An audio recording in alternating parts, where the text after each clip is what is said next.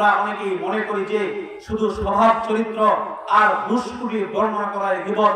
আসলে বিষয়টি এমন নয়।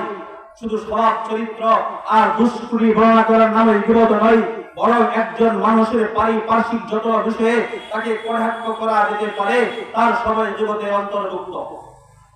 যেমন একজন মানুষের রাষ্ট্রীয় জীবন, সামাজিক জীবন, ধর্মীয় জীবন, তার বংশ পরিক্রমা, তার পোশাক পরিচ্ছদ, তার টাকা পয়সা ইত্যাদি ইত্যাদি, এগুলোর কোনো একটি বিষয় নিয়েও যদি কারো বিষয়ে আলোচনা করা হয়, ইহাই গীবত। ও বাবারা, ও বাজানেরা, ও পর্দার আড়ালে মা ও বোনেরা, ও যুবক ভাইরা, ভালো করিয়া বুঝিয়ে লও, দিলের কান দিয়া শুনিয়া লও, গীবত কাকে বলে, ইশারার দ্বারা যে গীবত হয়। একবার হযরত আম্মা জান আয়েশা রাদিয়াল্লাহু তাআলা আনহা নবী সাল্লাল্লাহু আলাইহি ওয়াসাল্লামের কাছে উপস্থিত ছিলেন। তাদের পরস্পর গল্পচারিতা হচ্ছিল। এমন সময় হযরত আম্মা জান আয়েশা রাদিয়াল্লাহু তাআলা আনহা নবী সাল্লাল্লাহু আলাইহি ওয়াসাল্লামকে জিজ্ঞাসা করলেন, ইয়া আল্লাহর রাসূল, ইয়া আল্লাহর হাবিব, আপনার আরেকজন স্ত্রী সাফিয়া তো অর্থাৎ হাতের দ্বারা বোঝাতে চেয়েছেন আপনার আরেকজন স্ত্রী সাফিয়া তো খাটো।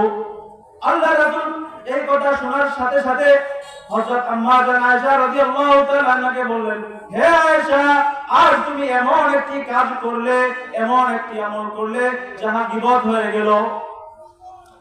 হে আয়েশা, তুমি এমন একটি কাজ করলে, এমন একটি আমল করলে যে আমলের দুর্গন্ধ, যে আমলের বীজ যদি কোনো সমুদ্রে ঢেলে দেওয়া হয়, কোনো সমুদ্রে ফেলে দেওয়া হয়, তাহলে গোটা সমুদ্রের পানি বিষযুক্ত এবং দুর্গন্ধ হয়ে যাবে।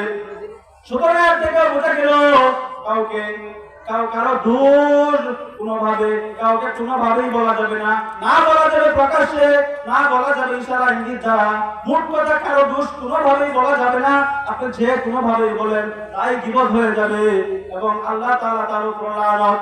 এই ব্যাপারে আল্লাহ রাব্বুল আলামিন পবিত্র কোরআনে উচ্চ কণ্ঠে ঘোষণা করে বলেন, ওয়ালা ইয়াগতাব বাযুকুম বাযান আইয়ুহিব্বু আহাদুকুম আন ইয়াকুলা লাহমা আখিহি মাইতান ফাকারিহতুমুহু ওয়াত্তাকুল্লাহা ইন্নাল্লাহা তাওয়াবুর রহিম।